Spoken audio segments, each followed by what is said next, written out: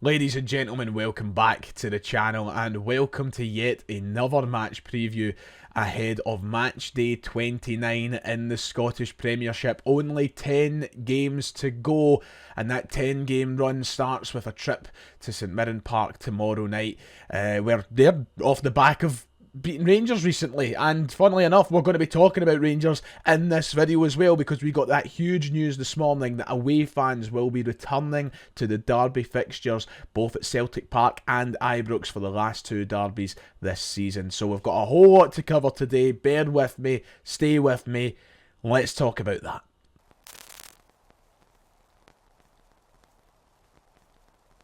If you haven't already, please make sure to hit like and subscribe. That would be much appreciated, especially that like button. We're trying to cram out so much content right now as things slow down for the final stage of the domestic season. So hitting that like button really does help out the channel, getting our videos onto the recommended and watch pages. So yeah, thank you for your support so far this season. We're nearly there. Shall we get into talking about that huge derby news, because it's the big elephant in the room right now, because Celtic confirmed this morning, and Rangers, that there will be away supporters at the last two derby fixtures this season. Celtic Park on March 16th, Ibrox whenever the confirmed date comes out for that fixture post-split. We will see Rangers fans in the corner of Celtic Park. We will see Celtic fans in the corner of Ibrox for the first time in a couple of years now. Of course, this ban, which has had no away fans at any of the derby games for the last couple of years, has totally killed an element of the atmosphere at the game. It was first restricted to 800 fans back in 2018 when Rangers spat the dummy out, and it just went and got worse and worse and worse, didn't it? And it's about time that we finally get some form of resolution. We're not back to normal yet. This isn't 7,000 Celtic fans at Ibrox or 7,000 Rangers fans at Celtic Park, but it's a start, and any amount of fans back at these games in the away sections is better than none. So Celtic put this statement out this morning saying that we can confirm that following the previous SPFL determination from last year and with necessary requirements being addressed, away supporters will be present at the next two Glasgow derby matches this season at Celtic Park on March 16th and Ibrox. Allocations will be around 4% of saleable capacity at both stadia. Further ticket information will be provided in due course. So there you go, 4% of Celtic Park will be available to Rangers fans on March 16th. We finally have away fans back in the derby, and you know, it's not exactly like we love seeing them there. We're rivals, we hate each other at the end of the day, but it's something that has been truly missed from the derby game, a huge element of why it makes it the biggest derby in the world, and something that desperately had to come back. So if you're looking for all the finer details, this means that Celtic will roughly be allowed 2,000 fans at Ibrox in April when that game is confirmed, and Rangers will be bringing roughly 2,400 to Celtic Park on March 16th. I know there's people already complaining, how come they get more? Sadly, the nature of it means with Celtic Park being bigger that, you know, more Rangers fans make up 4% of our stadium. Big boy things with a 60,000 seater, I suppose. But yeah, that's basically the reason why Rangers have 400 more. It doesn't make a huge difference. It's 400 supporters at the end of the day. I'm just happy to know that Celtic will have 2,000 fans in the corner of Ibrox next April, or in April, because it's just been so dead without it, hasn't it?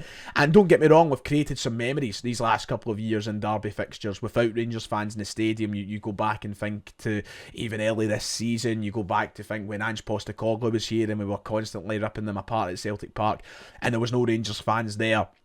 It was great, the stadium was bouncing, but the whole point in this derby is the hatred and the ferocity that comes with it, and ultimately you get the best of that when there is rivals in the ground, the back and forth, the rat-ta-ta. You know, you need that in these sorts of games, and it's been missing. You watch it on the TV and you can just tell the atmosphere's not the same at Ibrox. When you're at Celtic Park, as good as it can be, you just know it's not the same as what it used to be.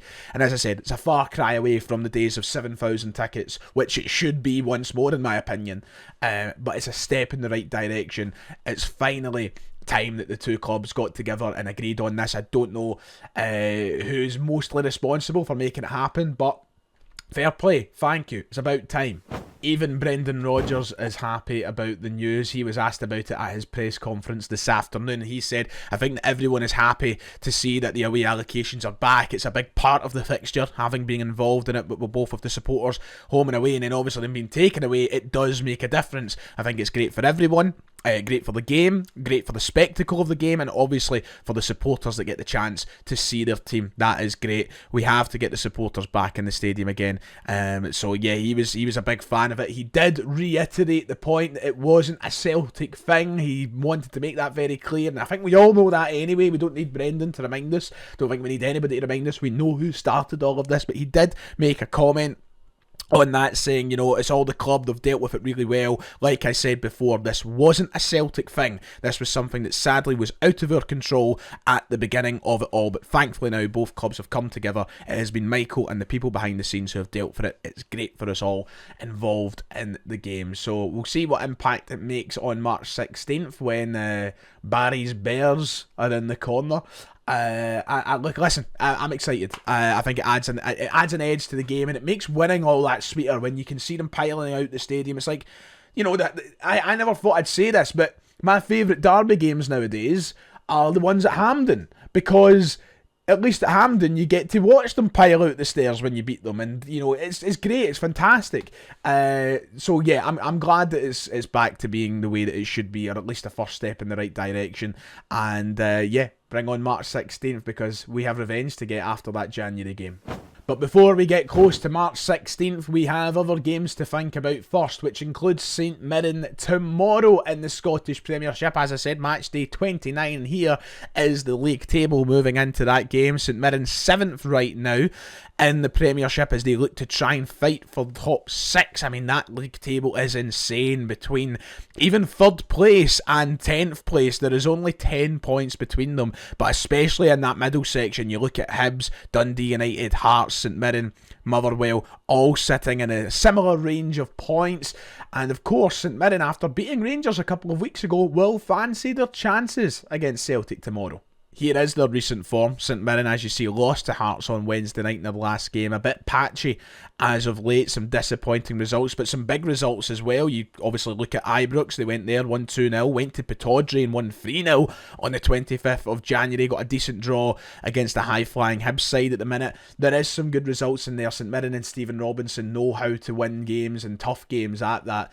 It's just been the other ones that have let them down recently, losing to the likes of St Johnstone and dropping points in silly games. They could have been flying in the top 6, but they've let these annoying results get the better of them. But they'll raise their game for Celtic. They always do. St Mirren Park is a hard place to go. And obviously we are coming off the back of a great 5-1 win against Aberdeen, so it's typical for Celtic, this kind of game, isn't it? We know what we have to do. There's no point in making a drama over it and being overly dramatic in our analysis.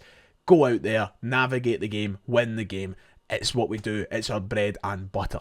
We had a few updates from Brendan Rodgers at the press conference in regards to the squad. Greg Taylor will be back after missing out on Tuesday night. A lot of people were wondering, oh, is this contract related? Is he away? Is it done? It turns out his missus was in labour. Brendan Rodgers confirmed that. I think we figured that out anyway. I think there was a lot about that online.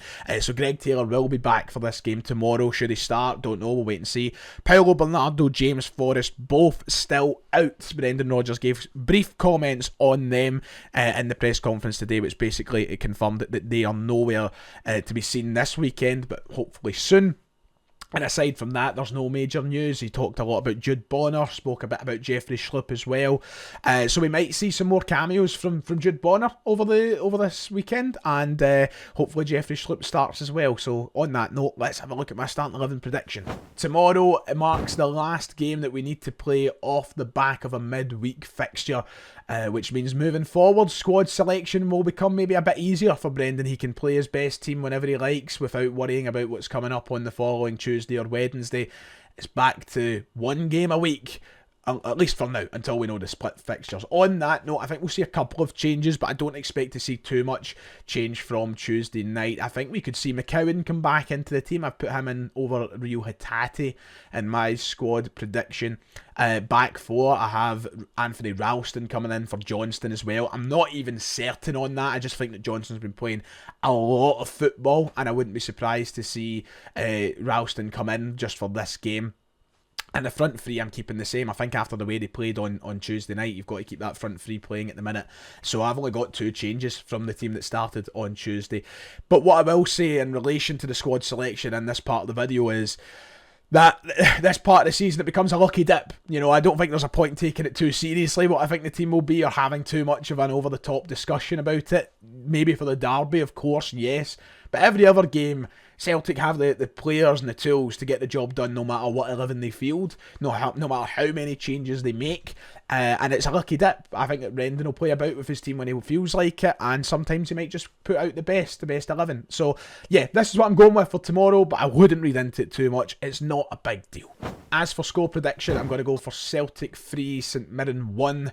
I know I've said that we're not going to keep a clean sheet, shock horror, but I just see them sneaking a goal in there somewhere. They like to get rough against Celtic. They like to be physical. I just see them finding a goal somehow. So I'm going 3-1 Celtic, but it's just another day at the office for us. Let's win. Let's make sure we're still in a position where we could win the league on April 12th. No dropped points. Let's win this league as soon as possible. Right, that's it for today. If you have enjoyed, please make sure to hit like and subscribe. It would be much appreciated. But until tomorrow and my match reaction, take care of yourselves. God bless. And I'll see you all next time.